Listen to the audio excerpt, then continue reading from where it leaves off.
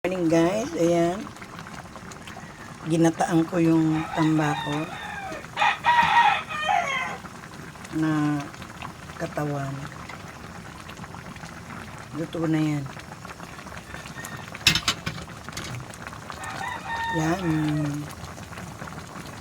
Tapos, ano nito? Ninunod ko naman sa ulo ng isda. Ayan, ulo ng isda. Ayan, sinabawan ko naman.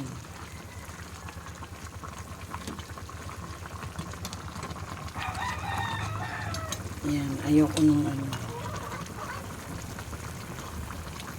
Ang ulo gusto ko sabawan. Saka yung mga apo ko, kailangan ng sabaw.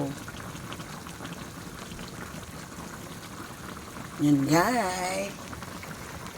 Sige na, luto na rin yan. Gusto ba?